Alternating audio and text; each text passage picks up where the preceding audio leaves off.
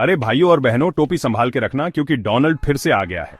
इस बार ये एक व्यापार युद्ध है और वो टैरिफ लेके आया है। जी हां, 1 फरवरी 2025 को ट्रंप ने मेक्सिको, कनाडा और चीन से आने वाले सामान पर नए टैरिफ लगा दिए। ये सुन के तो ऐसा लगता है कि फ्री ट्रेड बस एक कहानी है जो अर्थशास्त्र के प्रोफेसर सुनाते हैं। ये कोई छोटे मोटे टैरिफ नहीं है। हम मेक्सिको और कनाडा से आने वाले सामान पर 25% की बात कर रहे हैं। चीन थोड़ा बच गया, मतलब कम मिला, 10% टैरिफ। डोनाल्ड कहता है कि ये सब अमेरिकी नौकरियों और उद्योगों की रक्षा के लिए है। वो थक गया है दूसरे देशों के अमेरिका का फायदा उठाने से, या कम से कम वो तो यही कहता है। लेकिन सच्चाई ये है भाइयों, ये तो ट्रंप का पुराना खेल है। उसे व्यापार युद्ध बहुत पसंद है, भले ही इसका मतलब अमेरिकी ग्राहकों के लिए ज्यादा कीमतें हो। याद है 2018 में स्टील और एल्यूमिनियम पर टैरिफ? हाँ, वो तो कुछ खास काम के नहीं निकले। लेकिन जब अपने पास मन की बात और ट्विटर अकाउंट हो तो किसको जरूरत है इतिहास की, है ना?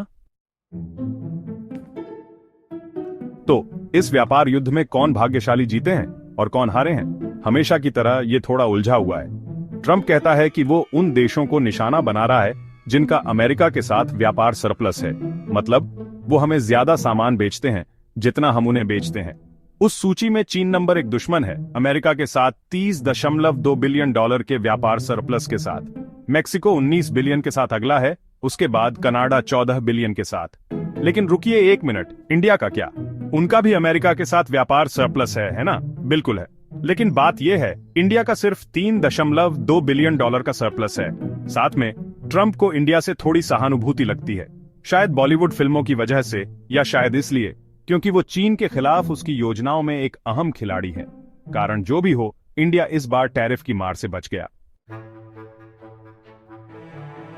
जैसा आप सोच सकते हैं, मेक्सिको और कनाडा ट्रंप के इस नए कदम से बिल्कुल खुश नहीं है। मेक्सिको की राष्ट्रपति क्लाउडिया शीनबाम ने ट्रंप के मेक्सिको को अपराधियों का अड्डा बताने वाले दावों को पूरी तरह से झूठा बताया। उनकी बात सही है भाइयों। अमेरिका की ड्रग समस्या के लिए मेक्सिको को दोष देना खाने के बाद पेट खराब होने के लिए वेटर को दोष देने जैसा है। उत्तर में कनाडा के प्रधानमंत्री जस्टिन ट्रूडो थोड़े ज्यादा राजनयिक थे, लेकिन उन्होंने ये साफ कर दिया कि कनाडा पीछे नहीं हटेगा। उन्होंने आर्थिक नुकसान की चेतावनी दी और कनाडा के लोगों को अमेरिकी सामान की बजाय घरेलू सामान खरीदने का आग्रह किया। ये बिल्कुल वैसा ही है, तुम दादागिरी करोगे, दो लोग खेल सकते हैं ये गेम। बात यह है कि ये टैरिफ सभी को नुकसान पहुंचाएंगे। अमेरिकी ग्राहक सामान के लिए ज्यादा पैसे देंगे, मेक्सिको और कनाडा के व्यवसायों की बिक्री कम होगी और पूरी वैश्विक व्यापार प्रणाली को नुकसान होगा। ये एक हार हार की स्थिति है, लेकिन ये बात ट्रंप को पहले भी कभी नहीं रोकी है। तो अब इंडिया कहां खड़ा है? अभी तो वो मर्जी में है। टैरिफ से छूट मिलना भारतीय अर्थव्यवस्था के लिए एक बड़ी जीत है और इससे आगे और भी व्यापार के अवसर मिल सकते हैं। भारतीय व्यवसाय पहले से ही उन सामानों पर प्रतिस्पर्धी कीमतें देकर इस स्थिति का फायदा उठाने की कोशिश कर रहे हैं जो पहले मेक्सिको, कनाडा और चीन से आते थे। लेकिन इंडिया के लिए सब कुछ अच्छा ही नहीं है।